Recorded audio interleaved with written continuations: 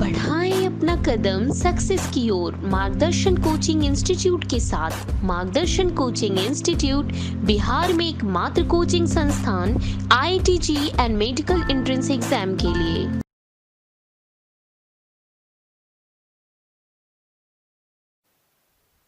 Welcome बच्चों। तो previous lecture में हम लोगों ने एलिमिनेशन रिएक्शन शुरू किया था और वहां टाइप्स ऑफ एलिमिनेशन बतलाया था। जैसे मैं फिर आपको रिकॉल करा देता हूं। 1-1 एलिमिनेशन था, 1-2 एलिमिनेशन था, 1-3 एलिमिनेशन था। 1-1 एलिमिनेशन को ही हम लोग क्या बोलते थे? Alpha elimination. अब 1-1 एलिमिनेशन में हमने डीसीसी का फॉर्मेशन देखा था।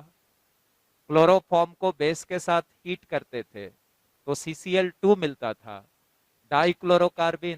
तो this is the example of 1-1 elimination. वैसे आपको कार्बिन्स के बारे में पूरी बात बतलाई थी, कार्बिन्स का जनरेशन भी पढ़ाया था। तो एलिमिनेशन के प्रीवियस लेक्चर में ये बातें पढ़े थे। 1-2 एलिमिनेशन, जिसको हम लोग बीटा एलिमिनेशन भी कहते थे, बतलाया था कि जो दो एटम्स या ग्रुप्स रिमूव होंगे वो एडजेसेंट एटम से निकलेंगे, तब उसको 1-2 या बीटा एलिमिनेशन कहते थे। एग्जाम्पल देकर के भी समझाया था। तो आज अब 1-2 और बीटा एलिमिनेशन के बारे में ही बात करेंगे। तो उसमें 4 रिएक्शंस बतलाया था। बीटा एलिमिनेशन बेसिकली हमें इसी को पढ़ना है ग्रेट डिटेल में, बहुत अच्छे से। यह हमारे सिलेबस का एक मेजर हिस्सा है। तो 1-2 और बीटा एलिमिनेशन के जो टाइप्स थे वो क्या क्या था? E1 फॉर यूनिमोलेकुलर एलिमिनेशन, वहां जो 1 आया है दैट्स फॉर यूनिमोलेकुलर, ठीक है। वैसे ही क्या था? E2 for bimolecular elimination, 2 for bimolecular, E for elimination. तीसरा था E1CB elimination via carbanion, CB for carbanion, तो एलिमिनेशन भाया कार्बेनायन। और फोर्थ वन था EC और EI। तो आज हम लोग अब 1-2 एलिमिनेशन को एक एक करके पढ़ेंगे डिटेल में। तो शुरुआत किया है E1 एलिमिनेशन। ये 1 फॉर यूनिमोलेकुलर, E फॉर एलिमिनेशन। तो इसको आप पढ़ेंगे जैसे SN1 में पढ़ते थे, यूनिमोलेकुलर न्यूक्लियोफिलिक सब्स्टिट्यूशन। तो E1 को क्या पढ़ोगे? यूनिमोलेकुलर एलिमिनेशन। अब इसमें एक एग्जांपल लिया, डिहाइड्रेशन ऑफ अल्कोहल। डिहाइड्रेशन, अब आप चूंकि सब्स्टिट्यूशन पूरा खत्म कर चुके, तो अब आप काफी समझदार हो गए हैं और आप सीख लिए कि सब्स्टिट्यूशन में भी डिहाइड्रेशन आपने देखा था। तो डिहाइड्रेशन का मतलब होता है रिमूवल ऑफ वाटर, ठीक है। जिसको नहीं आता फिर से लिख देते हैं, dehydration means removal of water. तो अल्कोहल का डिहाइड्रेशन मतलब अल्कोहल से क्या करना बच्चों? वाटर निकालना। इसके लिए डिहाइड्रेटिंग एजेंट लिखा गया। क्या क्या?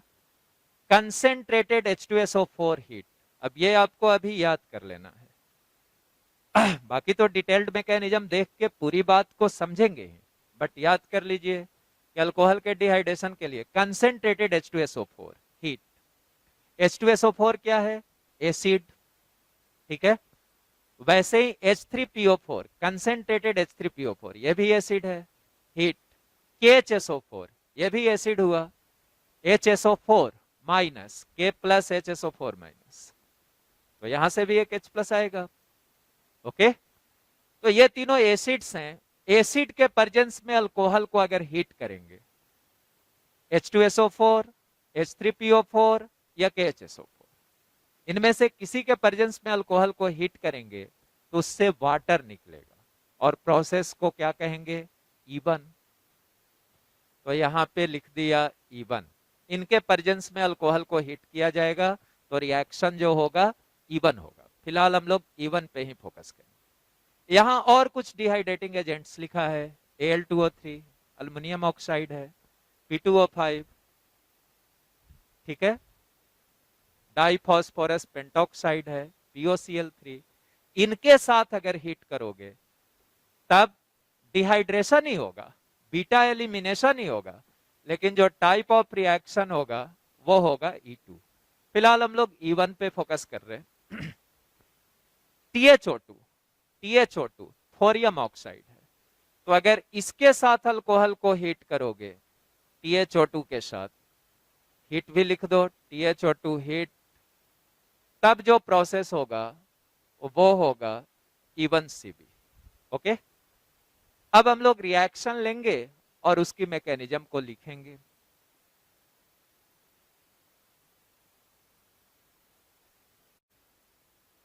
तो एक एग्जाम्पल से शुरू किया, ये लिया अल्कोहल,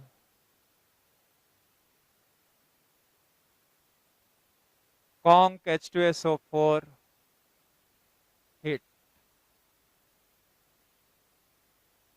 हिट, यहां से प्रोडक्ट दिखा दिया, दिस प्लस वाटर।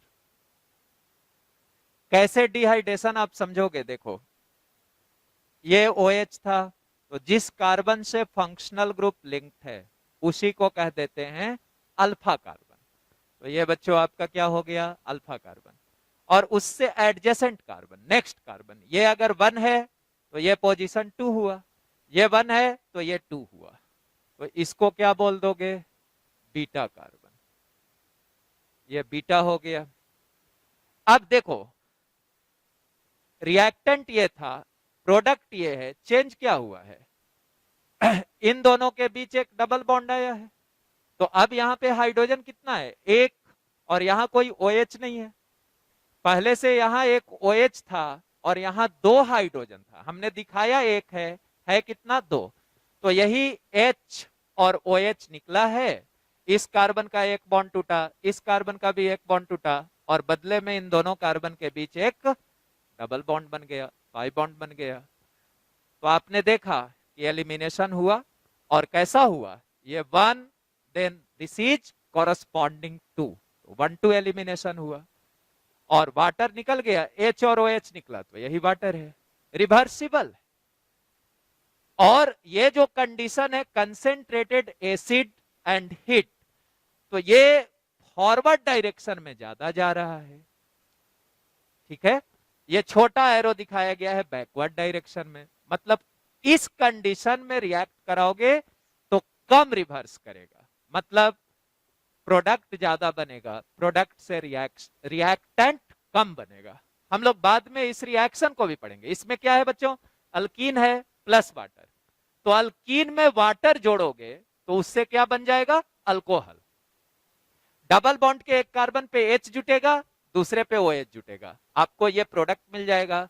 और इस रिएक्शन को, ये रिवर्स वाले को, अल्कीन प्लस वाटर मिलके अल्कोहल बनाएगा, तो उसको बोलोगे हाइड्रेशन ऑफ अल्कीन।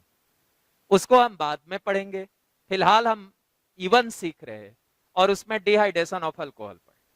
तो कॉन्क H2SO4 रहे या कॉन्क H3PO4 रहे या KHSO4 के साथ हिट किया रहे, तीनों ही केस में E1 होगा। एसिड के साथ अल्कोहल को हीट कर रहे, E1 एलिमिनेशन। तो ये रिएक्शन समझ गए कि 1-2 हो रहा है या बीटा एलिमिनेशन हो रहा है, बीटा कार्बन से हाइड्रोजन, अल्फा कार्बन से हाइड्रोक्सी ग्रुप निकल रहा। अब इसकी मैकेनिज्म कि कैसे ये हो रहा है, तो आइए मैकेनिज्म देखते हैं। मैकेनिज्म, आपने लिया क्या था, अल्कोहल, किसके प्रेजेंस में लिया था, एसिड के प्रेजेंस में, तो अल्कोहल हो गया आपका, एसिड हो गया बच्चों। तो आपको पहले ही सिखाया है कि अल्कोहल और एसिड जब भी रहेगा तो अल्कोहल और एसिड, ईथर और एसिड क्या करेगा, पहला काम प्रोटोनेशन, यहां से क्या आएगा H प्लस आके इस OH को प्रोटोनेट करेगा। क्योंकि OH बैड लिविंग ग्रुप है और by protonation it get converted into good leaving group, तो वहां से ये आ गया OH2 प्लस, ठीक है, OH2 प्लस हो गया। अब ये क्या हो गया आपका जीएलजी, गुड लिविंग ग्रुप। और किससे लिंक्ड है? सेकेंडरी कार्बन से लिंक्ड है, तो ये खुद ब खुद बाहर निकल जाएगा। तो यहां से क्या हो गया बच्चों? माइनस वाटर, और ये यहां पे क्या आ गया? प्लस। ये कैसे टूटा था? H2SO4 पहली बार आयोनाइज हुआ, giving H plus plus HSO4 minus. ठीक है, तो H प्लस तो प्रोटोनेट कर दिया, प्रोटोनेशन के बाद ये बाहर निकल गया, यहां क्या बचा इसका? HSO4 minus. तो उसी को देखो, अब ये जो कार्बोकेटायन बना, पहले चेक कर लो कि क्या ये रीअरेंज भी करेगा। तो अभी तुम्हारा जो प्लस है वो कैसे कार्बन पे है? सेकेंडरी कार्बन पे। तो अब ये अगर यहां आएगा तो भी सेकेंडरी पे ही रहेगा, यहां आएगा तो भी सेकेंडरी पे ही रहेगा। तो मतलब ये तय हो गया कि रीअरेंज नहीं करेगा। तो अब जो नेक्स्ट कार्बन का बीटा हाइड्रोजन हुआ, यही आपका कौन हुआ? Beta hydrogen. इसको ये HSO4 माइनस आया, O माइनस SO3H। अगर स्ट्रक्चर देखना चाहता तो स्ट्रक्चर ये हो गया। H2SO4 का स्ट्रक्चर आता है ना जी, वहीं से H प्लस निकाल लो, यहाँ एक OH था, यही H प्लस निकाला गया है, तो यही हो गया O माइनस। इसी को हम लिख दिए थे O माइनस SO3H। ठीक है, अब यही आया और इस बीटा हाइड्रोजन को निकाल लिया। ठीक है, जैसे ही निकाला ये CH बॉन्ड यहां चला आया और एलिमिनेशन कंप्लीट होके आपको क्या मिल गया? दिस। और ये क्या मिल गया? H2SO4। तो ये जस्ट क्या था? एसिड कैटलिस्ट था, क्योंकि फिर से ये तो बन ही गया H2SO4। ओके, और आपका अल्कीन जो लाना था बन गया, वाटर निकल ही गया, बीटा एलिमिनेशन आपको दिखने लगा। ठीक है, अब इसकी इंपॉर्टेंट बातों को, मैकेनिज्म देख लिया हमने, क्या क्या करना है इसको एक बार सीख लो। जब भी अल्कोहल और H2SO4 या H3PO4 या कोई भी एसिड हो तो प्रोटोनेट कर लोगे, प्रोटोनेशन के बाद वो जीएलजी में बदल गया, अब उसको बाहर निकाल लो, बाहर निकाल लिया, कार्बोकेटायन बन गया। कार्बोकेटायन बनने पे मतलब जब प्रोडक्ट लिख रहे होगे तो सीधा बाहर निकाल के प्लस ही लिखो, इस स्टेप को छोड़ दो, यहाँ पे लिख लो प्लस, और चेक कर लो कि रीअरेंज कर रहा है कि नहीं कर रहा है, तो कराओ, नहीं कर रहा है तो जस्ट नेक्स्ट कार्बन से बीटा हाइड्रोजन हटा दो, यहीं पे डबल बॉन्ड लगा दो, हो गया अल्कीन। यही प्रोडक्ट है। ओके, अब इसकी इंपॉर्टेंट पॉइंट्स के बारे में हम लोग एक एक करके बात करेंगे। ओके, तो सबसे पहला काम एनर्जी प्रोफाइल इस रिएक्शन। तो ये मैकेनिज्म देख लिया, अब इसकी एनर्जी प्रोफाइल तो देखो कितने स्टेप का है। एक स्टेप ये हुआ, दूसरा ये हुआ, तीसरा ये हुआ। ठीक है, अब यहां पे तो एसिड बेस रिएक्शन है तो ये काफी फास्ट होगा। ठीक है, तो यहां एसिड बेस रिएक्शन है, ये काफी फास्ट होगा। और तब यहां सिर्फ बॉन्ड तोड़े हो, ठीक है ना, तो ये स्टेप तुम्हारा स्लो होगा।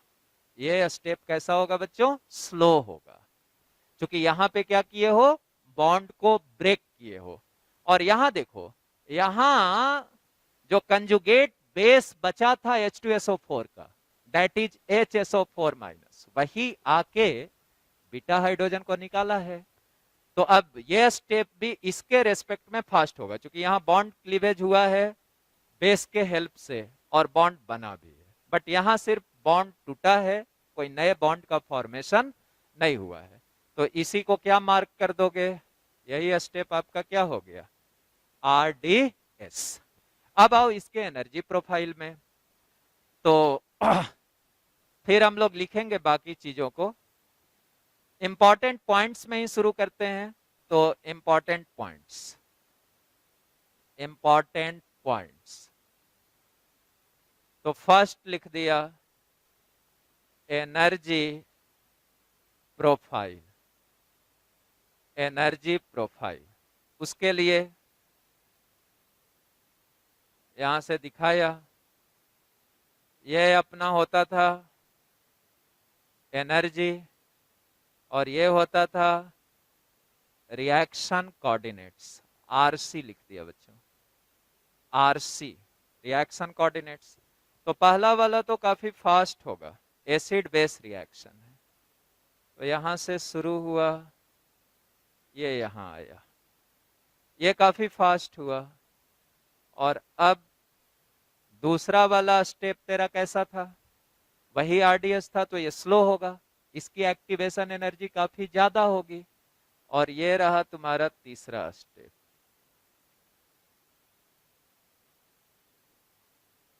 ये थर्ड स्टेप हो गया। Okay, this is your third step. तो यही 3 स्टेप हो गया। चूंकि रीअरेंजमेंट वगैरह होता, अगर यहां से कार्बोकेटायन रीअरेंज करता तो और स्टेप होता, लेकिन रीअरेंजमेंट कार्बोकेटायन का तो इंट्रामोलेकुलर प्रोसेस होता है, और वो काफी इंट्रामोलेकुलर प्रोसेस इंटरमोलेकुलर प्रोसेस के रेस्पेक्ट में कैसा होता, फास्ट होता। तो रीअरेंजमेंट के आने से स्टेप्स बढ़ेगा, बट आरडीएस में तो कोई फर्क नहीं पड़ेगा। आरडीएस तो तुम्हारा यही होगा, सेकेंड स्टेप। फर्स्ट स्टेप में देखो, यहां से तुम अल्कोहल के साथ शुरू किए थे, पहला स्टेप एसिड बेस रिएक्शन हुआ, तो ये आपका एसिड बेस रिएक्शन का प्रोडक्ट यहां बन गया। ठीक है, अब यहां से फिर यहां पे क्या बन गया बच्चों, ये आपका कार्बोकेटायन बन गया, ये बन गया ये वाला। ठीक है, और यहां से फिर यहां चले आए तो यही क्या बन गया, कार्बोकेटायन। ये जैसे कह दो आप ए, इसको कह दो बी, इसको कह दो सी, इसको कह दो डी। तो यहां ए से शुरू किया था, ए, यहां क्या हो गया बी, यहां क्या आ गया सी, और यहां क्या आ गया बच्चों डी। ठीक है, ये एनर्जी प्रोफाइल हुआ। यहां पे एनर्जी लोअर हुआ। ठीक है, इसलिए चूंकि ये एसिड बेस रिएक्शन है और ये बहुत फास्ट फॉरवर्ड डायरेक्शन में मूव करेगा, इसीलिए इस प्रोडक्ट की जो स्टेबिलिटी है वो बड़ी है और इसकी एनर्जी रिएक्टेंट से कम हुई। स्पीड इसकी काफी ज्यादा होगी, फॉरवर्ड डायरेक्शन में काफी फास्ट होगा, because acid base reactions are generally fast. तो इसीलिए इसकी एनर्जी कम दिखाई गई है, रिएक्टेंट से नीचे आया है। और फिर ये ऊपर बना, चुकी ये तो इंटरमीडिएट है, ये तो काफी कम स्टेबल है, ये तो शॉर्ट लिव्ड स्पीसीज है, तो इसकी एनर्जी हाई है। और डी, डी की भी जो एनर्जी है, जैसे यहां से एक लाइन खींचो, यहां से एक लाइन खींचो, तो अब तुम क्या देख रहे हो, यहां पे देख रहे हो कि ये जो चेंज है फाइनल माइनस इनिशियल, प्रोडक्ट की एनर्जी कैसी है, ज्यादा है, रिएक्टेंट की एनर्जी कैसी है, कम है। तो enthalpy change final minus initial कहते हो। तो डेल्टा एच यहाँ पे क्या आया, एंथैल्पी चेंज की बात करोगे तो कैसा आया बच्चों, positive. Delta H enthalpy change final minus initial, तो ये प्रोडक्ट की एनर्जी, ये रिएक्टेंट की एनर्जी, तो डेल्टा एच पॉजिटिव आया, मतलब रिएक्शन कैसा हुआ, एंडोथर्मिक। एंडोथर्मिक। अब थोड़ा और चर्चा करो, एंडोथर्मिक था, इसीलिए जो प्रोडक्ट फाइनल वाला प्रोडक्ट डी बना है, उसकी एनर्जी इनिशियल रिएक्टेंट ए के रेस्पेक्ट में हाई है। तो क्यों ये एंडोथर्मिक हुआ, इस पे चर्चा करो। वैसे एलिमिनेशन जितने भी होंगे वो जनरली एंडोथर्मिक ही होंगे। कर क्या रहे हो आप, देखो, जब इस रिएक्टेंट और इस प्रोडक्ट को देखोगे तो आप ये देख रहे हो कि इससे इसको बनाने के लिए 2 सिग्मा बॉन्ड तोड़े हो, एक इस सिग्मा बॉन्ड को, एक इस सिग्मा बॉन्ड को, और बदले में क्या किए हो, एक पाई बॉन्ड बनाए हो। तो जब भी आप एलिमिनेशन कर रहे हो तो 2 सिग्मा बॉन्ड तोड़ रहे हो और एक पाई बॉन्ड बना रहे हो। तो 2 बार बॉन्ड तोड़ने में आपको एनर्जी सप्लाई करना होगा, और एक बार बॉन्ड बना तो उस दौरान एनर्जी क्या होगा, रिलीज होगा। लेकिन आप 2 स्ट्रॉन्ग सिग्मा बॉन्ड को तोड़े हैं, तो आप खुद सोचो कि 2 बॉन्ड को तोड़ने में ज्यादा एनर्जी सप्लाई करना होगा या एक बॉन्ड बनने में ज्यादा एनर्जी रिलीज होगा। 2 बार तोड़ रहे हो, एक बार बन रहा है, तो ज्यादा एनर्जी क्या करना होगा, सप्लाई करना होगा। इसीलिए जो एलिमिनेशन रिएक्शंस हैं ये कैसा प्रोसेस होगा? एंडोथर्मिक प्रोसेस, मतलब हीट के प्रेजेंस में रिएक्शन रेट इंक्रीज। क्लियर? ये सारी बातें अच्छे से क्लियर? चलो,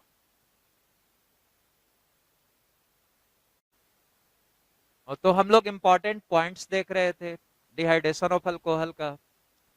तो पहले मैकेनिज्म को थोड़ा स्मॉल करके लिख दिया यहाँ पे। यही मैकेनिज्म अभी नोट किया था आप लोगों ने, क्योंकि इसी मैकेनिज्म से वो सारी पॉइंट्स को एक्सप्लेन करना है, तो मैंने फिर से यहाँ पे लिख दिया है। पहला पॉइंट एनर्जी प्रोफाइल देखा था आपने। ये स्टेप समझ लिए थे कि आरडीएस है, इसी की एनर्जी हाई थी, नहीं, इसी के टीएस की एनर्जी सबसे ज्यादा थी, यही आरडीएस था आपका। क्यों था ये भी एक्सप्लेन किया था। अब आइए second point,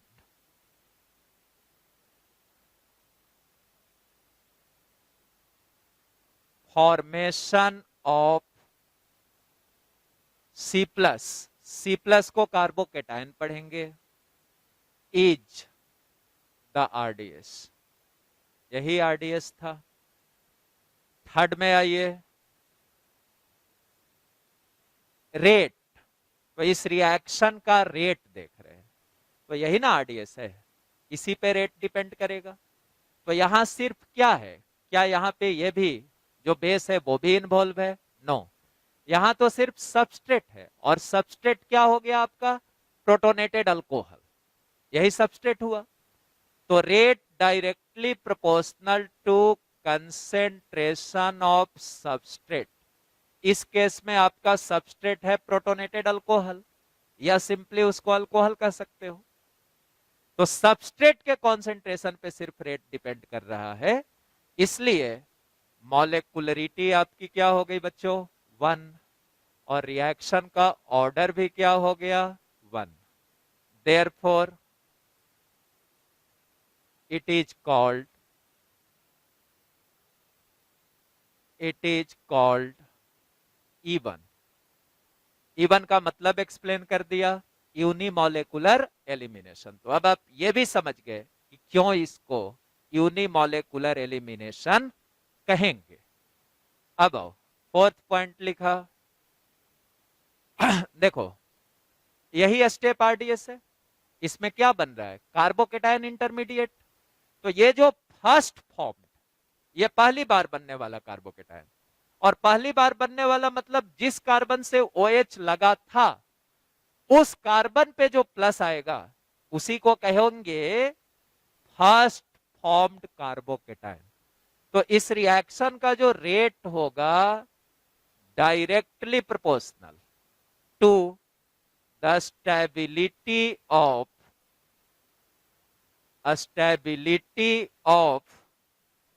first formed carbocation, C plus लिख दिया।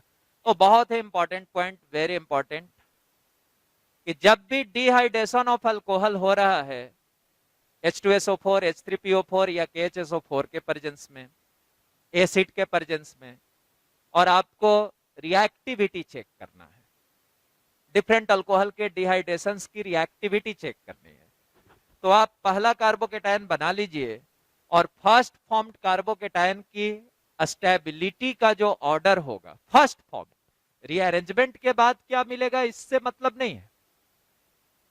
अगर वो रीअरेंज करता है तो रीअरेंज करके क्या बनाएगा इससे मतलब नहीं है। जैसे आप SN1 रिएक्टिविटी कहते थे ना, किस पे डिपेंड करता था? फर्स्ट फॉर्म्ड कार्बोकेटायन के स्टेबिलिटी पे।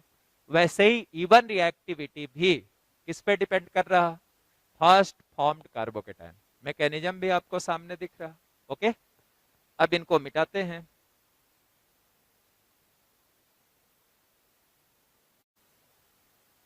अब आइए, फोर्थ पॉइंट को लिखा था वहां भी, रेट लिखा था directly proportional to stability of first formed carbocation C plus. तो किस रिएक्शन का रेट? ये कौन सा रिएक्शन था? तो पहले हम लोगों ने डिसाइड किया कि अल्कोहल का जो डिहाइड्रेशन था उसमें रेट सिर्फ सबस्ट्रेट के कॉन्सेंट्रेशन पे डिपेंड कर रहा है। रिएक्शन का टाइप हुआ था इवन। तो अब इवन अगर कोई भी रिएक्शन होता है, मतलब किसी भी रिएक्शन का पाथवे इवन होता है, तो उसका जो रेट होगा वो फर्स्ट फॉर्म्ड कार्बोकेटायन के स्टेबिलिटी पे डिपेंड करेगा। तो यहां पे इसमें अब हम लोग रेट ऑफ इवन, मतलब चौथा पॉइंट में आप रेट ऑफ इवन लिख देंगे। वहां सिर्फ पार्टिकुलर अल्कोहल के डिहाइड्रेशन की बात कर रहे हैं। अब हम बात कर रहे हैं कि कोई भी रिएक्शन अगर इवन पाथवे फॉलो करेगा तो उसकी जो रेट होगी, रिएक्टिविटी होगी, डायरेक्टली प्रोपोर्शनल होगी फर्स्ट फॉर्म्ड कार्बोकेटायन के स्टेबिलिटी का। ओके, अब आइए फिफ्थ पॉइंट पे आइए। जैसे देखो यही ना अपना आरडीएस था, तो इस आरडीएस में कार्बन लिविंग ग्रुप बॉन्ड टूटा भी है। इसका आरडीएस और SN1 के आरडीएस को मिलाओ। SN1 के आरडीएस में भी तो कार्बन लिविंग ग्रुप बॉन्ड टूटता था, तो SN1 रिएक्टिविटी कहते थे फर्स्ट फॉर्म्ड कार्बोकेटायन के स्टेबिलिटी के डायरेक्टली प्रोपोर्शनल। दूसरा SN1 रिएक्टिविटी कहते थे directly proportional to leaving ability of leaving group. तो मैं ये कहना चाहता कि आप SN1 से इसको कंपेयर करो तो क्या पा रहे हो, आरडीएस दोनों का सेम है, दोनों ही के आरडीएस में कार्बन लिविंग ग्रुप बॉन्ड टूट के कार्बोकेटायन का फॉर्मेशन हो रहा था। तो SN1 रिएक्टिविटी जैसी थी, इवन रिएक्टिविटी भी वैसी होगी। बहुत ज्यादा स्ट्रेस लेने की जरूरत नहीं है। अगर आपने SN1 को ठीक से सीखा है तो इवन में कुछ नया नहीं है, मुझे इतना चिल्लाने की भी जरूरत नहीं है। लेकिन वहां वाली चीजों को कंप्लीट नहीं किए रहोगे तो फिर से ये सब कुछ नया नया दिखेगा, क्योंकि अब बहुत कुछ पढ़ाया जा चुका है। उन बातों को जब आप सही रखोगे तो इधर बहुत आसानी से आप लिंक करते चले जाओगे। तो आइए, रेट ऑफ इवन ये हो गया कि stability of first formed carbocation. दूसरा, rate of even directly proportional to leaving ability of leaving group. ऐसा क्यों? क्योंकि इसके आरडीएस में कार्बन लिविंग ग्रुप बॉन्ड टूट भी रहा। अगली बात आइए, अब कार्बोकेटायन जैसे बनता था तो रीअरेंज भी कर सकता है, लेस स्टेबल रहने पे मोर स्टेबल में रीअरेंज कर सकता है। तो carbocation undergo rearrangement if possible, संभव हुआ तो। और संभव हुआ तो कहने का मतलब वही कि रीअरेंजमेंट तभी होता था जब लेस स्टेबल कार्बोकेटायन रीअरेंज करके किस में बदलता था, मोर स्टेबल कार्बोकेटायन में। देयरफॉर रीअरेंज्ड प्रोडक्ट में फॉर्म ड्यूरिंग इवन रिएक्शन। तो अगर रिएक्शन इवन है तो ये गारंटी नहीं है कि जहां लिविंग ग्रुप है उससे एडजेसेंट कार्बन से ही हाइड्रोजन निकालने पे मेजर प्रोडक्ट आएगा। खैर, इस केस की बात करोगे तो इस केस में तो यहीं से हाइड्रोजन निकालने पे, यहीं से बीटा हाइड्रोजन निकालने पे मेजर प्रोडक्ट आएगा। और ऐसा इसलिए हुआ था कि यहां जो कार्बोकेटायन बना था वो रीअरेंज नहीं किया था। लेकिन जिस केस में रीअरेंज करेगा तो वो गारंटी नहीं है कि जहां OH लिखा हुआ था उससे जस्ट नेक्स्ट कार्बन वाले हाइड्रोजन को हटाने से ही हमेशा मेजर प्रोडक्ट मिलेगा। SN1 में भी देखे थे कि रीअरेंज प्रोडक्ट बन सकता है, यहां भी वही बात है कि रीअरेंज प्रोडक्ट बन सकता है। अगली फैक्टर आइए, ये बहुत इंपॉर्टेंट, वेरी इंपॉर्टेंट। लिखा गया सेटजेप्स अल्कीन। एक नाम आया सेटजेप, SAYTJDFF एपोस्ट्रोफी S। तो सेटजेप अल्कीन, अब सेटजेप एक साइंटिस्ट थे, रशियन साइंटिस्ट। तो इन्होंने रूल दिया था बीटा एलिमिनेशन रिएक्शन का। वो रूल क्या था, क्या कहा था कि अगर, ध्यान से समझ लो, जैसे इस केस में जब कार्बोकेटायन बना, ध्यान से देखो, कार्बोकेटायन जब यहां बना तो इसके कॉरस्पॉन्डिंग तुम्हारा ये बीटा कार्बन था, जो पॉजिटिव चार्ज आया उससे नेक्स्ट कार्बन आपका बीटा कार्बन, और ये भी बीटा कार्बन था। लेकिन ये दोनों बीटा कार्बन कैसा था बच्चों, सेम टाइप का। तो अब यहां जो ये बेस है, इस कार्बोकेटायन के बनने के बाद इन दोनों में से, बेस का काम है बीटा हाइड्रोजन को निकालना, तो इन दोनों में से कहां से बीटा हाइड्रोजन निकालेगा, इस केस में ऐसी कोई समस्या नहीं है।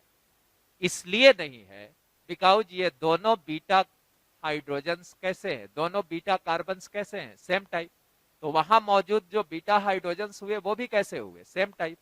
तो इसीलिए ये बेस यहां से निकालेगा या यहां से निकालेगा, इस केस में कोई प्रॉब्लम नहीं।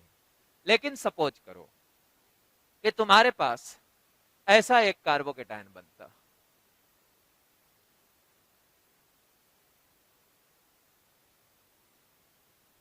ये कार्बोकेटायन बनता, ठीक है। तो ये कार्बोकेटायन जब बनता तो इसके कॉरस्पॉन्डिंग देखो, यहां बीटा कार्बन हुआ, यहां भी बीटा कार्बन हुआ, यहां भी बीटा कार्बन, ठीक है। अब देखो बच्चों, ये बीटा और ये बीटा, ऐसे कार्बन का टाइप आपको दिख गया कि ये दोनों कैसे हैं, सेकेंडरी कार्बन।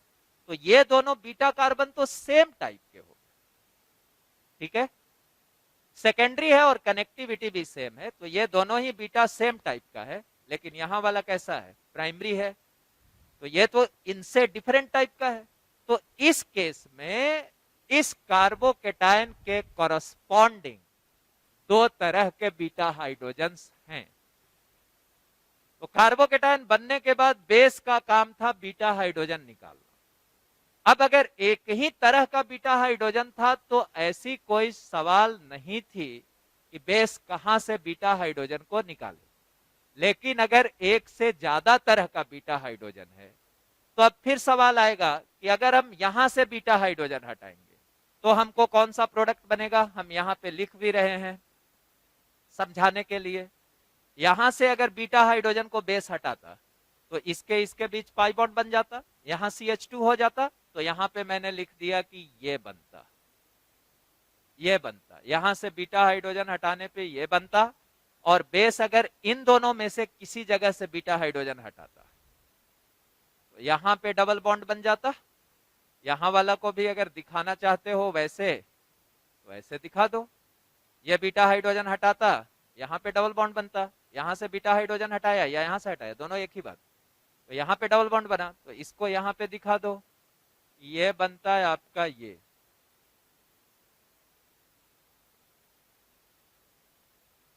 तो इस केस में आप देखें कि अगर कहीं पे ये कार्बोकेटायन बनता तो इस केस में आपको कितना प्रोडक्ट, दो तरह का अल्कीन बन रहा है बेस द्वारा बीटा हाइड्रोजन को निकालने से। तो अब यहां समस्या आएगा कि किसको मेजर कहेंगे और किसको माइनर कहेंगे। और ऐसे क्वेश्चंस को हम लोग कहते हैं क्वेश्चन ऑफ ओरिएंटेशन। अगर एक से ज्यादा तरह का बीटा हाइड्रोजन आया तो फिर हम कहेंगे कि ओरिएंटेशन की समस्या आ रही है कि किस बीटा हाइड्रोजन को निकालने से मेजर प्रोडक्ट बनेगा। तो इसके लिए सेटजेप साहब ने बतलाया कि अगर ओरिएंटेशन का प्रॉब्लम है, मीन्स आप बीटा एलिमिनेशन करा रहे हो, 1-2 एलिमिनेशन करा रहे हो और एक से ज्यादा तरह का बीटा हाइड्रोजन, तो ऐसे में बेस उस बीटा हाइड्रोजन को हटाएगा जिससे मिलने वाला प्रोडक्ट ज्यादा स्टेबल हो और वही प्रोडक्ट मेजर प्रोडक्ट कहलाएगा। बाकी दूसरे प्रोडक्ट्स जो बनेंगे बीटा हाइड्रोजन को हटाने से वो क्या कहलाएंगे, माइनर प्रोडक्ट।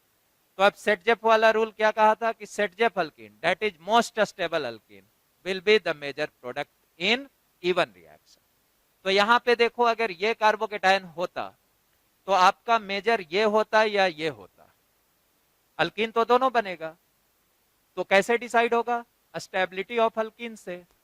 मोर स्टेबल अल्कीन, यही तो सेटजेप ने कहा कि more stable alkene will be the major product. तो एक से ज्यादा अल्कीन बने तो आप अल्कीन की स्टेबिलिटी चेक कर लीजिए कि किसकी स्टेबिलिटी ज्यादा है। जिसकी स्टेबिलिटी ज्यादा होगी वही प्रोडक्ट आपका कैसा प्रोडक्ट होगा, मेजर।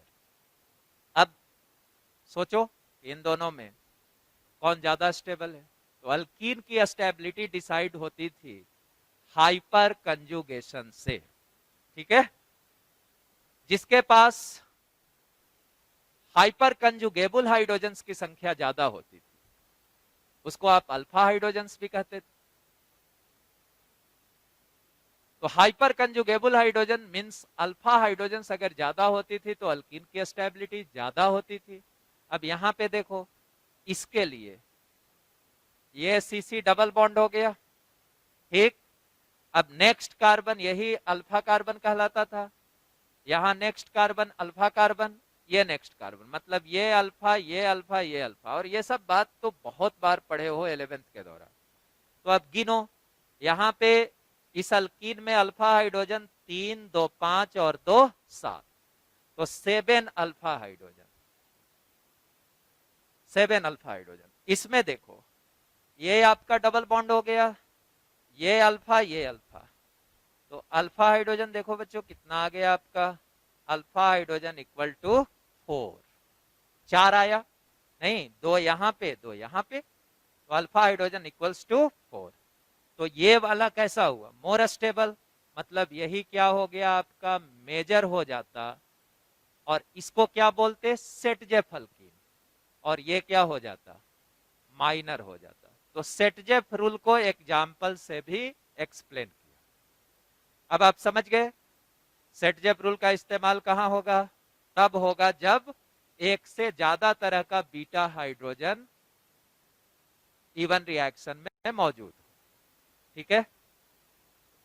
अब एर्थ और फाइनल पॉइंट में लिखा फैक्टर्स विच फेवर्स इवन। तो देखो बच्चों इवन और SN1 दोनों का जो RDS था वो कैसा था, दोनों का RDS सेम था, दोनों की जो रेट डिटरमाइनिंग स्टेप थी वो कैसी थी, सेम थी। और जब दोनों का RDS सेम था तो जो फैक्टर्स SN1 को फेवर करते थे वही फैक्टर्स इवन को भी फेवर करेंगे।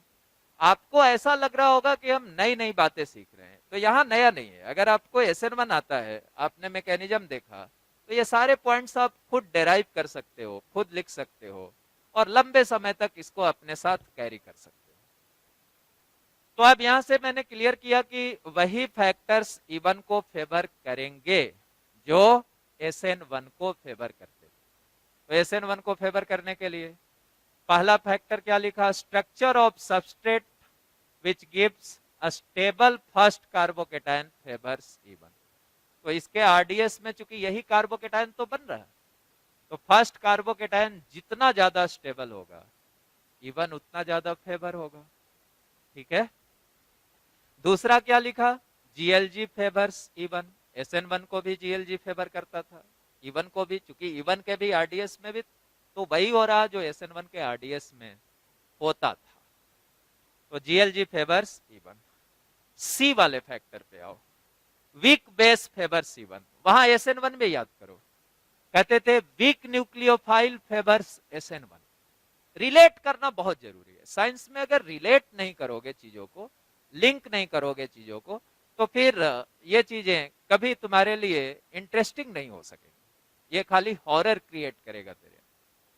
तो SN1 को अच्छे से जानो, बाकी यहाँ पे सेम RDS है तो सारी चीजें वही है। वहां पे कहते थे SN1 में क्या कहते थे, weak nucleophile favours SN1, strong nucleophile होता था तब वो किसको फेवर करता था, SN2 को। तो यहां पे कहा गया वीक बेस फेवर्स इवन। क्यों भाई ऐसा, इसलिए देखो एलिमिनेशन को एकम्प्लिश करने के लिए, सी द मैकेनिज्म, जब ये बीटा हाइड्रोजन निकला तो कौन निकाला, ये किसका काम कर रहा है, बेस ही का तो काम कर रहा है नहीं, लेकिन क्या ये बेस इसके RDS में शामिल था, नहीं शामिल, RDS में शामिल नहीं था। और ये कैसा बेस है, तो पहली बात कि ये कंजुगेट बेस है किसका, H2SO4 का, और H2SO4 मींस स्ट्रॉन्ग एसिड का। तो स्ट्रॉन्ग एसिड का जो कंजुगेट बेस होगा वो कैसा बेस होगा, वीक बेस होगा। तो ये चूंकि वीक बेस था और इवन इसी के हेल्प से हुआ है। अब तुम्हारा एक सवाल आता, यहां तो ये समझ गया कि वीक बेस ये था, इवन को फेवर किया। अब एक सवाल हो सकता था ऐसा सोचते तो कि सर क्या होता अगर स्ट्रॉन्ग बेस ले लेते, क्या होता अगर SN1 में आप स्ट्रॉन्ग न्यूक्लियोफाइल ले लेते। इस क्वेश्चन को आंसर कर लो, इस क्वेश्चन का आंसर आ गया। तो SN1 में क्या कहते थे कि अगर स्ट्रॉन्ग न्यूक्लियोफाइल ले लेते तो स्ट्रॉन्ग न्यूक्लियोफाइल जो होता वो कार्बोकेटायन के बनने का वेट नहीं करता। वो लिविंग ग्रुप जिस कार्बन से अटैच था वहां आके बैक साइड से अटैक कर देता।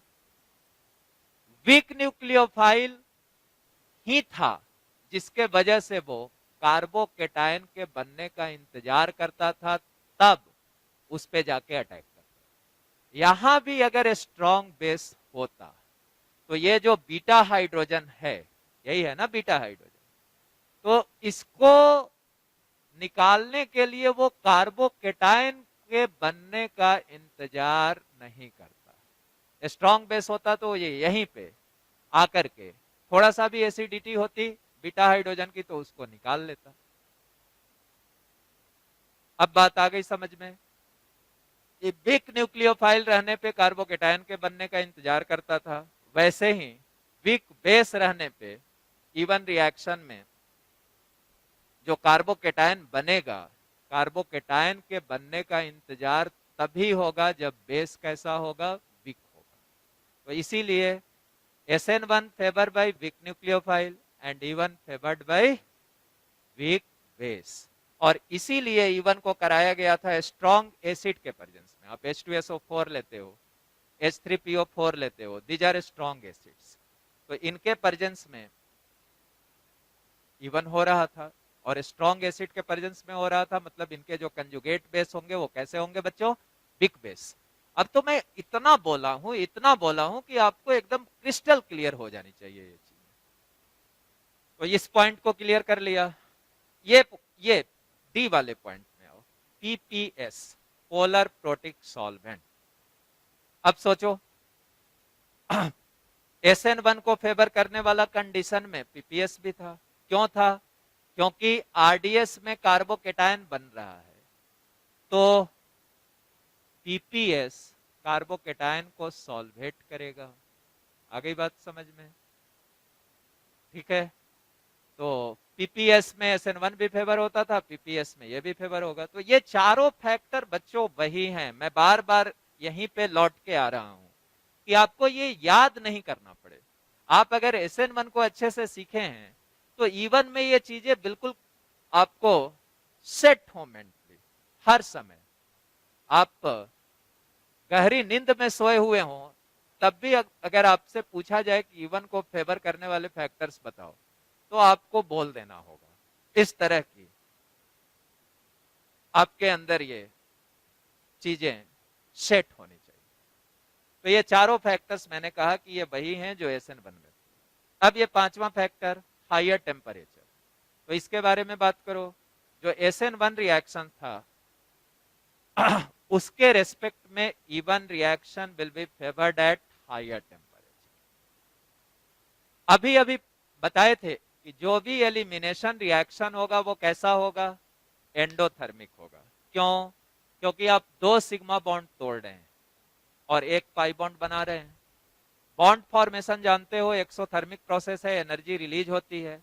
और बॉन्ड क्लीवेज जानते हो एंडोथर्मिक प्रोसेस है, एनर्जी क्या करना होता है, सप्लाई करना होता है। तो 1 बॉन्ड बना तो उस दौरान एनर्जी निकली, लेकिन 2 बॉन्ड तोड़े उस दौरान तो एनर्जी सप्लाई किए। और चूंकि ज्यादा नंबर ऑफ बॉन्ड्स तोड़े हो, कम नंबर ऑफ बॉन्ड्स बना है, तो ज्यादा एनर्जी सप्लाई किए हो, कम एनर्जी रिलीज हुई। तो इसीलिए जो एलिमिनेशन हुआ, बीटा एलिमिनेशन, वो हमेशा एंडोथर्मिक होगा, टेम्परेचर की जरूरत पड़ेगी। जरा SN1 से कंपेयर करो। SN1 में क्या होता था, आप कार्बन लिविंग ग्रुप बॉन्ड को तोड़ते थे और उसके जगह पे कार्बन न्यूक्लियोफाइल बॉन्ड को बनाते थे। तो वहां पे आप 1 सिग्मा बॉन्ड तोड़ते थे और 1 सिग्मा बॉन्ड बनाते भी थे। तो जितना बॉन्ड तोड़ते थे उतना ही बॉन्ड बनता था। तो इसीलिए मैंने कहा कि जो एलिमिनेशन होगा वो सब्स्टिट्यूशन के रेस्पेक्ट में हायर टेम्परेचर पे फेवर होगा। SN1 और E1 में कंपटीशन भी होगा बच्चों। इसलिए कंपटीशन होगा क्योंकि SN1 और E1 दोनों की जो RDS है वो कैसी है, सेम है। तो दोनों की सेम RDS है, दोनों को सेम फैक्टर्स फेवर कर रहे हैं। तो डिफरेंस वाला फैक्टर यही है कि अगर हायर टेम्परेचर होगा तो ज्यादा एलिमिनेशन और टेम्परेचर रिलेटिवली कम होगा तो ज्यादा क्या हो जाएगा, सब्स्टिट्यूशन। ठीक है,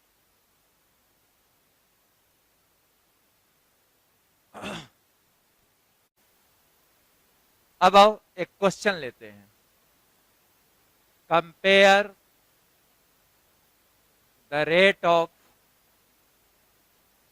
रेट ऑफ डिहाइड्रेशन, या इसी को लिखा रहेगा compare the reactivity of dehydration. Okay, पहला क्वेश्चन लिया,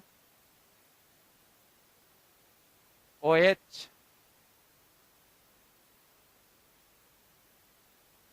OH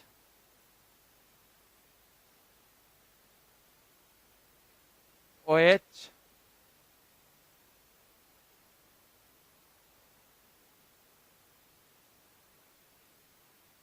OH। अब ये ABCD बोल लो, ABCD। अब इसमें रिएक्टिविटी का ऑर्डर चेक करना है। आप देख सकते हो कि सब में लिविंग ग्रुप कैसा है बच्चों, सेम है, all have same leaving group. Good. अब है कि इनकी रिएक्टिविटी चेक करना है, तो directly proportional to stability of first formed carbocation. तो आप फर्स्ट फॉर्म्ड कार्बोकेटायन कैसे बनाओगे, जहां OH लगा हुआ है उस कार्बन पे प्लस लिख दो। मैं लिख के दिखा देता हूं। तो जैसे यहां से बनाओगे तो आपका ये कार्बोकेटायन बना, ये कार्बोकेटायन बना, ये कार्बोकेटायन बना, ये कार्बोकेटायन बना।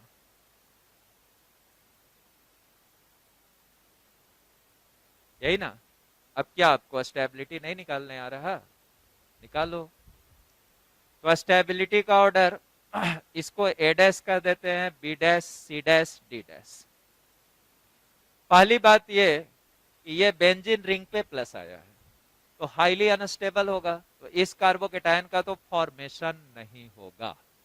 और जब कार्बोकेटायन ही यहां नहीं बनेगा तो इससे एक बड़ा कंक्लूजन आ गया, ये याद करोगे तो यहां बेंजीन रिंग से लिविंग ग्रुप लगा रहने पे SN1 भी नहीं होता था, याद आया। और इसमें भी बेंजीन रिंग से लिविंग ग्रुप अल्कोहल लगा हुआ है, तो यहां भी E1 नहीं होगा। मतलब इस अल्कोहल का, फेनॉल का, ये अल्कोहल नहीं है, क्या है, फेनॉल, तो फेनॉल का डिहाइड्रेशन नहीं होगा। तो यहां से कंक्लूजन भी आ गया, नो E1। क्यों नहीं, क्योंकि this carbocation is highly unstable, so this is not formed. Cross कर दिया, मतलब इसका फॉर्मेशन नहीं होगा। अब ये तीनों रहा, यहाँ नॉन रिजोनेंस स्टेबलाइज्ड है, यहाँ इसके साथ देखो रिजोनेंस हो रहा है, यहाँ एक्सटेंडेड रिजोनेंस हो रहा है। ठीक है, तो इसकी स्टेबिलिटी ज्यादा हो गई, तो स्टेबिलिटी का ऑर्डर तो निकल गया। स्टेबिलिटी ऑर्डर सबसे ज्यादा C', then B', then A', then D'। तो फर्स्ट फॉर्म्ड कार्बोकेटायन का यही स्टेबिलिटी ऑर्डर आया, तो यही आपका इनका रिएक्टिविटी ऑर्डर आ गया। तो देयरफॉर ऑर्डर ऑफ रिएक्टिविटी यहाँ पे क्या लिख दे बोलो, तो लिख दिया C, B, A, D। अब एक और बात बताते हैं, इसका तो प्रोडक्ट लिख के दिखाए हैं डिहाइड्रेशन का।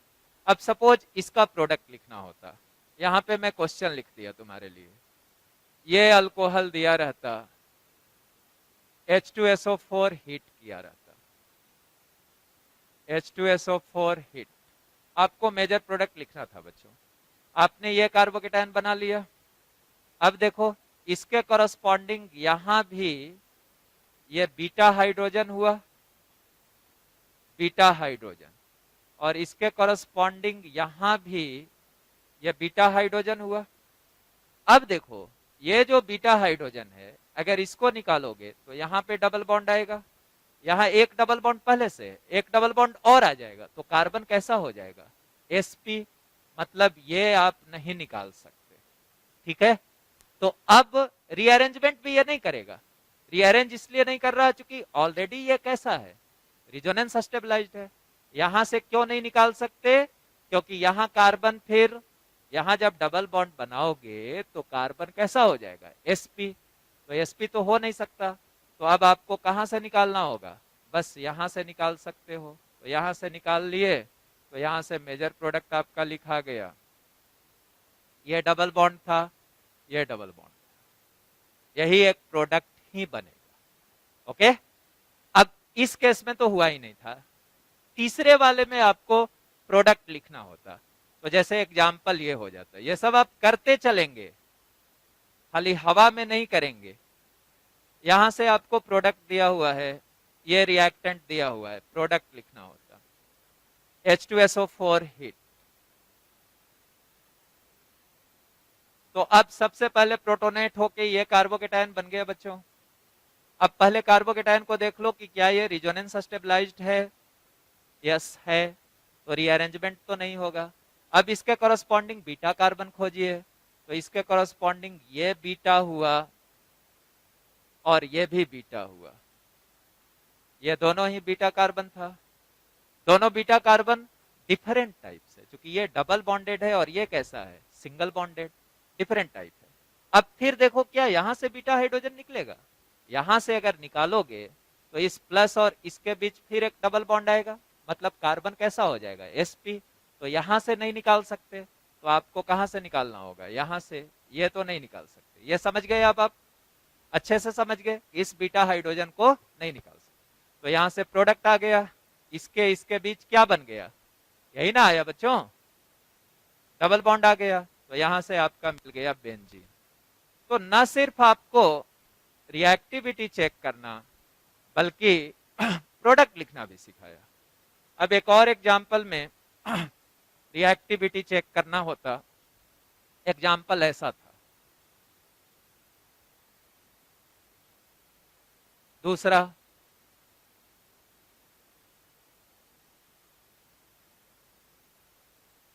ये लिया,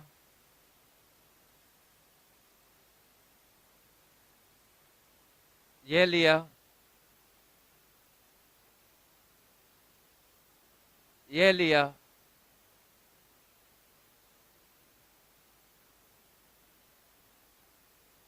ये लिया। इसमें रिएक्टिविटी चेक करना होता, बिल्कुल रिलैक्स होके इन चीजों को करते हैं। आप पहले कार्बोकेटायन बना लो कॉपी में, कार्बोकेटायन बना के स्टेबिलिटी चेक करो फर्स्ट फॉर्म्ड वाले का। नहीं होगा, करो जल्दी, क्लास में नहीं होता तब तो पिटाई खाते। अब घर पे तो मौज ही मौज है तुम लोगों का।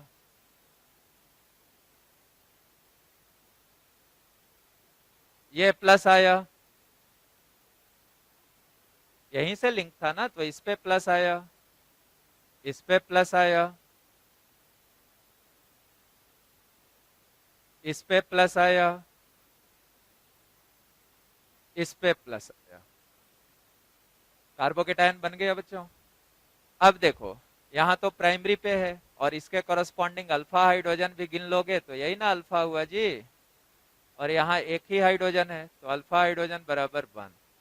इसके कॉरस्पॉन्डिंग देखो, ये भी अल्फा हुआ, ये भी अल्फा हुआ, यहाँ एक हाइड्रोजन, यहाँ 2 हाइड्रोजन। अब ये सब काम क्लास में तो मैं नहीं करता, इसके लिए तो मार ही खाना पड़ता। फिर यहाँ ये अल्फा, ये अल्फा, ये अल्फा, तो 2 2 4 और 3 7, तो alpha hydrogen equal to 7।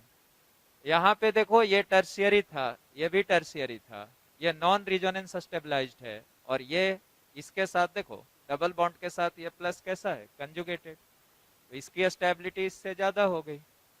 Stability का जो ऑर्डर आया, स्टेबिलिटी ऑर्डर लेस देन, तो रिएक्टिविटी ऑर्डर आ गया आपका, क्या आ गया, ABCD था, तो क्या लिख दें, D greater than C greater than B greater than A।